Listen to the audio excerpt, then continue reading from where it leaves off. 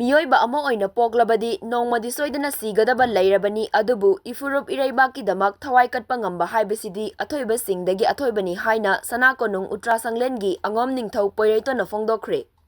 Wapham asi kuki militant singna landarakpadagi Manipurgi apunbagi saktam kannanaba amadi maitai miyambu ngaksanabagi pandamda semkhiba Lamlai Kendra Village Volunteer Force L.K.V.V.F linkhatkibagi Kumon Thouramda phongdokhibani. Lamdam asigi CSO Meirapaibi amadi masak naiba miyoi kayana saruk yaduna Red Zone oiriba Sabungkok Khulgi Community Hall da pangthokhiba thauram aduda angom ningthou poireiton na makhatana haikibada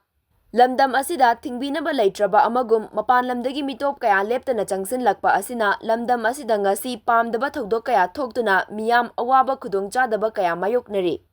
Talak asida aikhoi maselgi marakta amana amabu chingthanaba manba amana amabu hunaduna leibagi thawong kaya chatharagliba asi miyamgi oina yamna laibak thibani.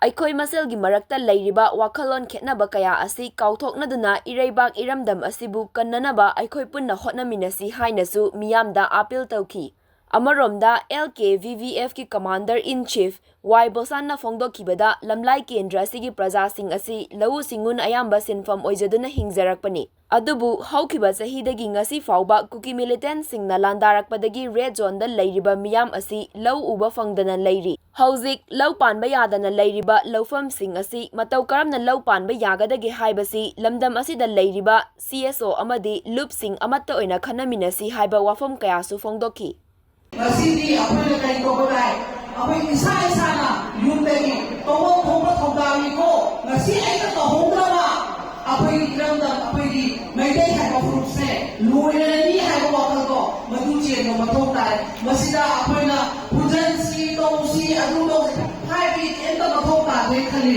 kai no disi kala ru babatagi atakai thabok nate masi punakta apoy di maydai haiba punamo se mahalagi kumalagi haidana apoy yekna banguna mayong naraka sikhala rapani state sarkar nasi kay domi center sarkar nasi kay domi prasanya nasi kay imarate nuan makhala bumatani masi puna magsa pula smile le phone sin ko naraka leiradi apoy di maite hai group se no natar di no mamni ngasi isa sina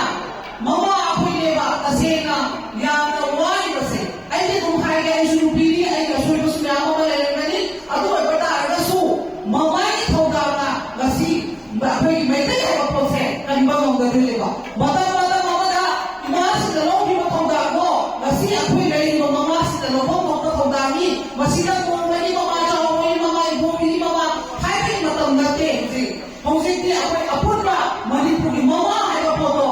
on mo batamle barati mata ko da imasi da british da ki mayo ro ko kan bi rakhi bani mata ko da imasi da chi ta lo mo da lu da cha chi paisa ta lo mo da lu da thena da mo masi da ni adu ga si ira da mai ni ko tha ya ka sa ga si mo masi da mo pa ta le mo kai mo ro ni ro ba masi ba cha ta ko mo masi da ni ro ba ai ni cha ni ka ra ta bi oi cha ni mo ma ko ni ka ta po ma ta da i cha ni adu noi mo ma ga ga ni ha ba mo ma ka ta ko bu le wa ni ba ba tu na ma ra ko ga ga si ni na bu cha lo ba ni apo na aha da lo ba do se mo ma ha ko se iran da ma le ka se tan thi ha ta ni i ma i ko ga se chap ma na ba achum ba ga apa ba ga cha si tu ki mo ki future ki tan ge ha ka di mama na da ta ye ta le ni adu na ma ra ko ga ga si tu ni ba mama si tu apa ko ba hai di apo i ma ni le ga da ma ra ba bien phami mama le ga ma ra ba bien phami ek group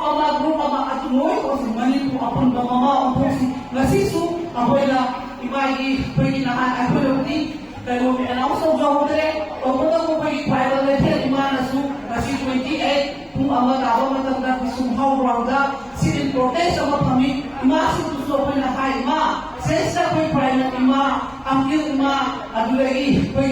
ate ma hai da to ko le ro si apo ko ma ki pholo o le si hai da ngasi se pung ama de ina ko pung ama o hu ba se ama na phangsa ba ka da media ko di ma me ko to ko ko ki ni to